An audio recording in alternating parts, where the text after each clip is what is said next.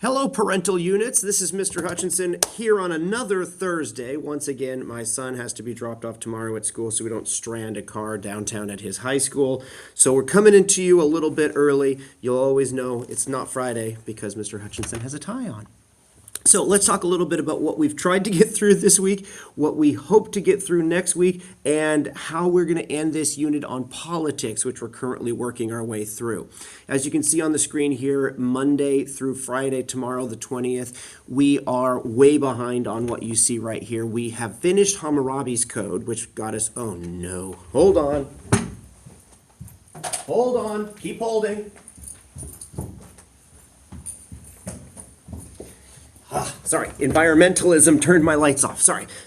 So what I was just saying, Hammurabi's Code we have covered. We've gotten into the Byzantine Empire and Justinian's Code, but only just, dipping our toe in. So we actually finished reading Theodore's Great Victory yesterday, took notes. We're going to do today Life Ball, which is a review game that we do that has the Nerf ball involved in it. It's kind of a crazy time. We then will get into Justinian's Code, the survival of the Eastern Empire, which again is reading and notes, and then a second round of Life Ball, which will probably happen tomorrow.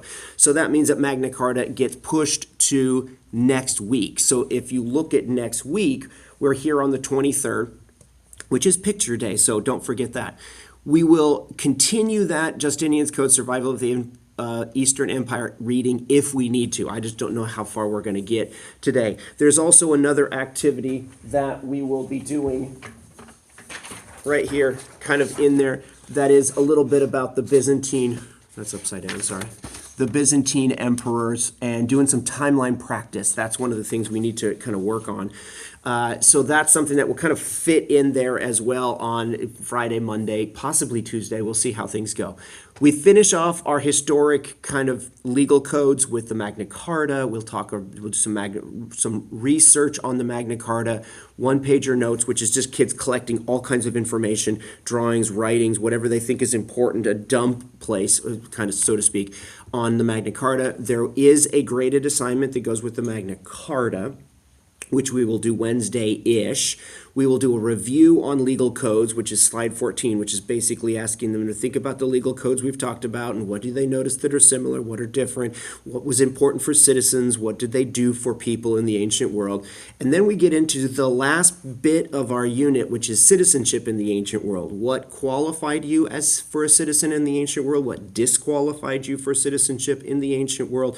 What kind of rights and responsibilities did citizens in the ancient world have? And that will pull us right into, hopefully Friday, the beginning of our politics end of unit check. Don't forget, this sheet of paper right here, or packet of paper, is basically the test. The test is basically vocabulary that is important. Words from these questions are pulled out and isolated as vocabulary words. Those are multiple choice.